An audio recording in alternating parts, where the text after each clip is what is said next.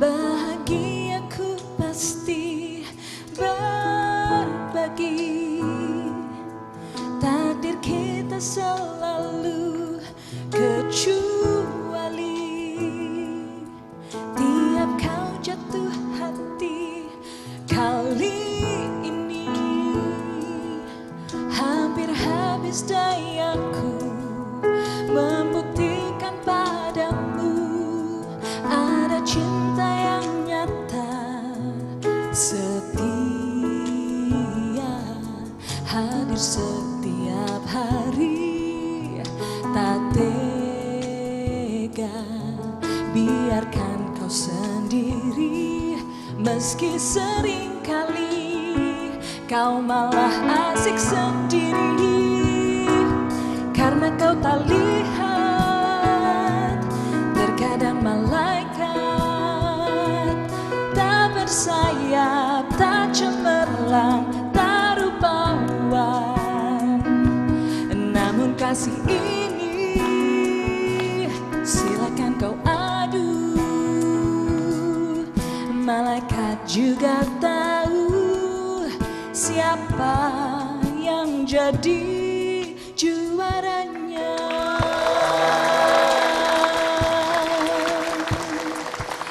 Juaranya.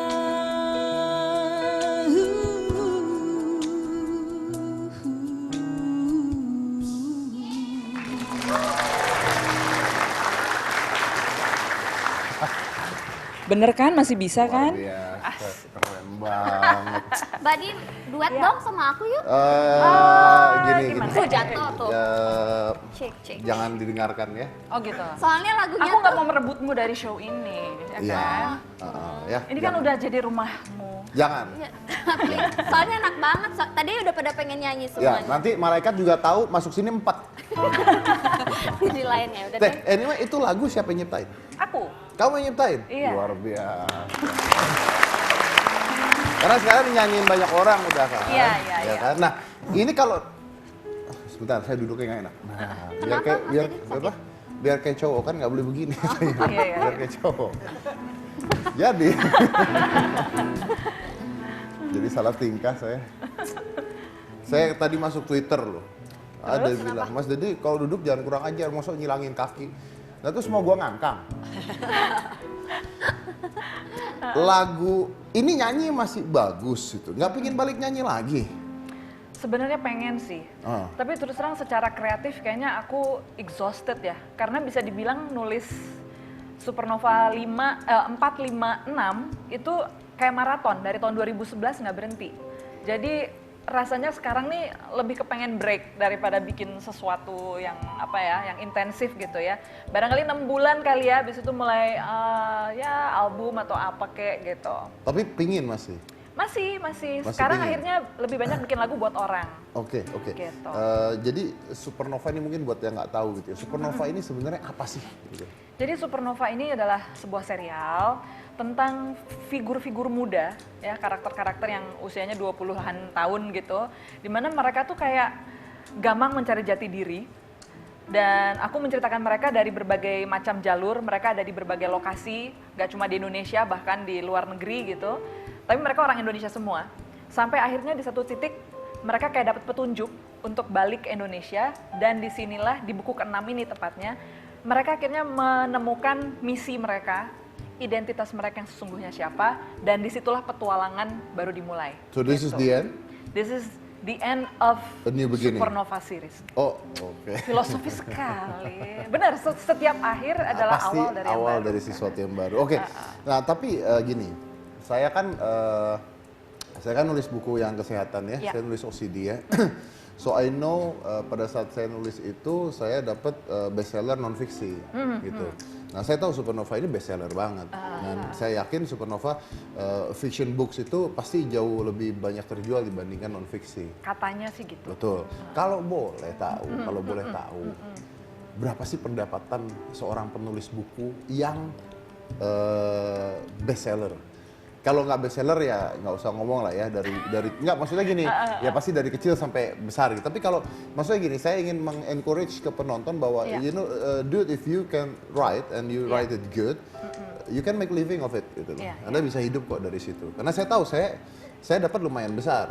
Tadi saya udah bilang di awal saya dapat berapa per tahunnya dan sebagainya. Tapi kalau seperti ini gimana? Mungkin sebagai ilustrasi aja ya. Dulu aku juga nggak nyangka, karena aku selalu merasa di entertainment itu pasti gede banget gitu penulis kan. buku nggak ada duitnya, biasanya gitu kan. Tapi ternyata ketika mulai menulis buku, aku sadar bahwa ternyata expense aku kayak biaya hidup dan semuanya gitu, malah sudah jauh lebih stabil tercover dari royalti. Dan untuk ilustrasinya saja, kayak misalnya beli tanah atau rumah atau mobil, itu aku selalu bisa cash. Nggak pernah kredit, karena aku nggak punya gaji tetap kan. Iya, karena nggak punya gaji nggak bisa nyicil juga. Bisa apa, ya. Tapi dengan dari menulis aku bisa melakukan itu semua, memang tanpa nyicil. Jadi tanpa nyicil. Akhirnya malah ngerasa kok apa ya, nggak perlu lagi. Jadi sekarang bagiku nyanyi itu fun aja. Aku nggak nyari duit dari situ. Sementara pendapatanku itu sudah di-cover dari royalti buku. Dan royalti buku itu bisa diwariskan. Jadi betul. Kita bukan cuma berhenti di kita aja, tapi sampai ke keluarga kita, keturunan kita bisa tetap menikmati karya kita. Karena terus selama cetak yang masih ada, bukunya masih ada di toko buku, pendapatan akan terus. Jadi passive income ya sebenarnya. Jadi kalau aku simpulkan sih sebetulnya ini profesi yang menjanjikan. Ya, tapi catatannya ya harus laku. Ya. Kalau enggak, biar laku gimana sih? Nah, itu pertanyaan susah. Itu pertanyaan bagus itu sebenarnya. Pertanyaan sulit karena oh ya, bagus ya. Bagus. Tepuk tangan dong buat Jessica. Itu pertanyaan benar. Itu juga kebenaran itu pertanyaan itu. Bagus. Coba saya nanti dijawab. Iya, ini kan sebagai penulis buku yang bestseller non fiksi dan juga fiksi. Sama-sama laku. Terus sama-sama bagus. Banyak juga penulis yang nggak bagus. Ya. Biar bagus gimana? Pertama, menurut aku bestseller itu sebetulnya faktornya banyak banget.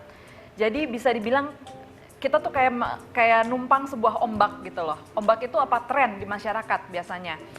Supernova memang pada saat itu agak anomali karena tidak ada tren yang mendahului. Tapi Anda justru menantang ombak pada saat itu Supernova, because I read that book. Itu karena bisa jadi juga jadinya harus sangat berbeda.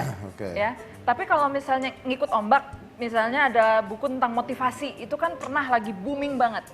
Itu banyak sekali penulis-penulis yang kemudian bermunculan dan ikut ombak buku-buku motivasi. Betul. Atau ada juga buku-buku apa ya istilahnya ya, sebetulnya kisah nyata tapi dibikin novel gitu. Itu juga pernah. Tiba-tiba biografi, semuanya keluar biografi gitu contohnya. Tapi kan yang mengawalinya itu kita nggak bisa prediksi, kayak bukunya Andrea Hirata gitu. Itu kan tidak ada preseden sebelumnya. Tahu-tahu ketika muncul di momen yang tepat, orang mungkin lagi butuh inspirasi soal edukasi, pendidikan di Indonesia dan sebagainya, jadi masif banget gitu. Jadi menurut aku faktornya banyak banget, tapi yang jelas ya kualitas berbicara. Kalau misalnya hanya sensasi aja, orang nggak bisa dapat apa-apa atau nggak ada manfaatnya yang terasa oleh pembaca, itu biasanya akan surut dengan sendirinya gitu. Jadi memang tetap penulis punya tanggung jawab untuk menulis sebaik-baiknya. Gitu. Menarik tuh. Kalau Mas Dedi gimana tuh biar bestseller? Aku beli bukunya. Beli ya? Makasih. Kok beli? Yang lain mah dikasih. Balikin aja lagi. Saya juga beli buku dia kok. Juga beli buku dia. Nah, jadi kalau saya pada saat saya nulis buku itu, saya membuatnya kontroversi. Mungkin sama kontroversi. Jadi beda yang dari yang lain. Beda. Pada saat dimana diet itu harus makan diatur dan sebagainya, saya bilang Anda bisa diet dan makan apa aja, contohnya itu. Tapi pasti aplikasi ke diri sendiri. Gitu. Terus saya kontroversi banget, saya menyerang obat diet, saya menyerang ini. Jadi orang-orang dapat suatu, ini something new, gitu, sesuatu yang baru. Tapi ya balik-balik lagi sama seperti tadi bilang bahwa you never know gitu ya. Kadang-kadang ada faktor X yang kita nggak pernah tahu juga gitu. Aku tahu, siapa tahu kenapa laku karena yang penulisnya artis. Enggak. Bisa jadi karena banyak artis nulis buku dan tidak laku. Oh, banyak artis nulis buku dan tidak laku. Cuman keluar 3 hari ditambangin udah gitu paling bosok ujung banget itu harus buka buku semua baru ketemu di paling bawah itu ada. Di toko buku itu. Jadi cuman bertahan 2-3 hari doang di depan. Isinya foto dia semua lagi. Jadi nggak melulu gitu. Nggak melulu kalau misalkan artis sudah punya nama terus tiba-tiba jadi bestseller. Nggak, bahkan kadang-kadang ada orang yang tidak mau beli. Karena artis bikin buku apa sih? Nah, bisa begitu. Gitu. Jadi bisa sebaliknya, malah efeknya membuat orang ngerasa bikinan artis, mereka lah jadi mandang sebelah mata. Betul. Gitu. Tapi yang pasti kalau saya lihat dari dia adalah balik-balik lagi kualitas. Kalau nggak ada kualitasnya, mau apapun itu ya nggak jadi apapun. Seleksi pasar dengan sendirinya. Gitu. Ya pasti itu luar biasa lah. Oke. Tapi congratulations because Terima kasih I am so proud of you karena dari seorang penyanyi ya. Bayangkan dari seorang penyanyi yang dan suddenly dia dulu pernah bermimpi bahwa satu saat gue pengen lihat buku gue ada di toko buku. Itu umur 9 tahun. Umur 9 tahun. Umur 9 tahun punya mimpi buku saya harus ada di toko buku. And now your book become one of the bestseller books, ada di mana-mana. Sampai berapa banyak? Yang sekarang ini udah dicetak 50.000 kayaknya atau lebih ya. Ada berapa buku? 10 buku. Ada 10 buku dan cetakannya sudah tidak terbayangkan lagi. Oke. Ini menarik banget perubahan profesi tapi positif. Nah, saya punya seorang penulis buku juga yang beberapa dari bukunya menjadi best seller juga tiba-tiba juga nih. Jadi langsung aja kita tanya-tanya juga tentang bagaimana bisa seperti itu. Ini adalah Ahmad Fuadi.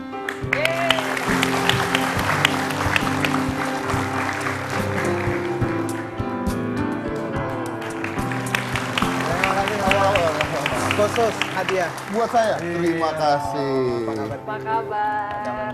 Selamat malam. Silakan. Indonesia's most inspiring novel, ya. National bestseller, Negeri Lima Menara. Ini dibuat film juga ya. Buat film ya. Dia juga buat film banyak banget kan. Terakhir Filosofi Kopi. Terakhir Filosofi Kopi. Filosofi Kopi ya, terakhir ya. Oke. Jadi bukunya bisa jadi film. Wah. Saya mau bikin film dari buku saya. Gimana caranya? Gimana caranya? Cari orang gendut. Bang Billy. Dia mah nggak gendut, cari yang gendut banget. Dari orang gendut, ntar saya cari artis yang gendut banget, jelek, hidup. Dalam film itu 1,5 jam turun 18 kilo. Diamputasi tangan, kaki. Nggak diet dong, Mas. Film horor. Film horor, jadinya film horor. Oke, ini, nah kalau tadi Di kan punya cita-cita jadi seorang penulis dari usia 9 tahun. Ya. Kalau saya manggilnya apa? Ahmad? Fuadi. Fuadi. Kalau Fuadi? Saya itu cita-citanya dulu pengen jadi Habibie. Tapi udah ada yang jadi Habibie masalahnya. Sampai ya? saya nggak tahu Habibie itu nama orang, saya pikir nama jabatan.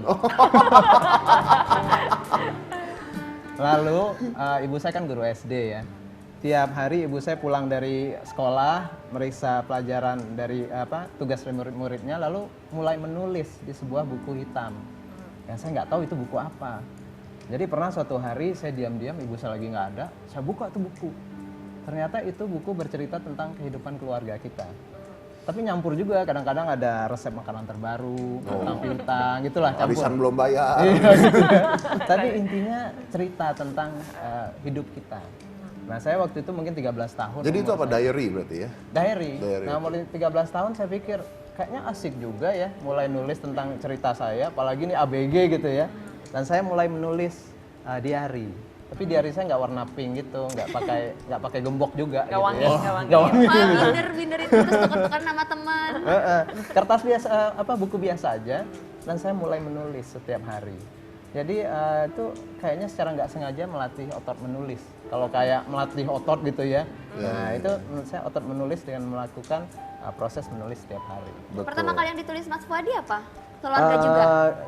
Cerita di sekolah. Kita tim kelas kita melawan tim kelas lain, olahraga apa, awalnya begitu. Lama-lama kan mulai ada yang suka sama teman sekelas, mulai juga nulis. Tapi saya takut ketahuan kan, saya pakai sandi rumput gitu, nulisnya gitu ya. Tapi benar nggak sih bahwa Fuadi itu pernah diundang ke Universitas California of Berkeley menjadi seorang pembicara di sana dan bukunya diwajibkan menjadi mata kuliah wajib, benar? Ya, jadi 2 tahun yang lalu saya ditelepon seorang profesor di Berkeley, University of California di Berkeley, please come to our campus. Saya bilang, ngapain sih saya datang ke sana? Anda nanti cerita aja buku Anda. Nah, bagi saya itu sebuah kejutan ya. Apa hubungannya cerita saya? Itu kan cerita anak kampung masuk pesantren gitu. Dan orang Amerika pingin dengar. Betul. Dan saya datang ke sana, saya masuk kelas, kasih public lecture, putar film, dan Profesor Jeff Adler nih bilang, you know what, we've been using your book as our reading material. Gitu. Kami udah pakai nih buku ini buat 2 mata kuliah di sini dan buku wajib. Wah, bagi saya itu kebanggaan yang luar biasa. Surprise banget. Tapi bahasanya apa? Udah diterjemahkan ke bahasa Inggris. Udah diterjemahkan ke bahasa Inggris. Ya. Oke. Nah, apa alasannya? Nah, saya tanya, apa yang menarik buat Anda? Dia bilang, kami tertarik originality dari cerita kampung, cerita Minang, cerita Jawa, dan cerita pesantren. Gitu. Bagi kami itu menarik sekali. Kedua, ada relasi desa dan kota, ada perantauan di sana. Karena kan saya anak rantau gitu ya. Nah, bagi mereka itu menarik sebagai social studies ya. Mereka ada di Departemen Asian Studies dan itu sangat menarik kata dia. Oke. Dan satu lagi kata dosennya, mahasiswa saya senang karena tugasnya cuma baca novel gitu. Oh iya, benar enak ya. Tapi hobi lain dari Mas Fuadi katanya suka backpackingan gitu sama istri ya. Terus udah menjelajahi 43 negara. Foto-fotonya juga bagus. Kita saling follow. Oh gitu. Oh, blog aku dong. Oh gitu ya. Blog.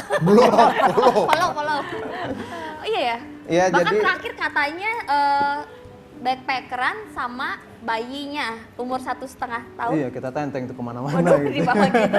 Gimana? Ya, hobinya memang dari dulu pingin traveling bersama. Karena ada sebuah pepatah katanya, couple who travel together will grow together gitu ya. Jadi kita pingin grow together dan kita usahain backpacking ya kemana-mana, ke 5 benua gitu ya. Nah, tambah seru karena punya anak kecil, kita bingung gimana nih bayi. Yang marah tuh neneknya, jangan dibawa, bayi masih kecil, ntar masuk angin. Dibawanya ke Eropa, keliling sampai ke Bosnia, ke Montenegro, kemana-mana gitu. Jadi bagi kita traveling adalah belajar dan menumbuhkan diri kita. Nah itu jadi buku juga. Belajar apa emang kalau traveling, Mas Fuadi? Pertama belajar tentang orang lain dan belajar tentang diri kita akhirnya. Oh ternyata orang itu begitu ya, dan refleksi ke dalam diri kita, kayak lihat kaca sebetulnya. Dan mungkin dapetin ide yang banyak. Dapetin ide buat nulis juga kan? Iya, saya tuh pernah baca buku Conversation with a Taxi Driver, pernah dengar nggak? Jadi seorang supir taksi yang menulis buku, dan itu buku tuh sempat terkenal lah gitu. Cerita tentang penumpang-penumpang dia. Iya. Jadi seorang supir taksi itu penumpangnya kan selalu curhat ya. Kalau udah macet 2 jam tuh penumpangnya cerita gitu. Nah sama dia tuh dibikin buku. Jadi penumpang A, penumpang B, penumpang C, penumpang apa itu jadi buku gitu. Jadi menarik banget. Every ideas can be apalagi di tangan penulis. Apalagi di tangan Semua jadi seorang bahan, penulis kan? bisa menjadi bahan. Oke, karena novel belum selesai, saya bikin kemarin travel books, tapi isinya mewarnai perjalanan Anda sendiri. Oke. Boleh idenya nih. Dan hasil backpacking itu yang jadi buku ya berarti ya. Hasil backpacking itu jadi buku, kita lihat lagi saat ini. Jadi jangan mana-mana, tetap di Hitam Putih.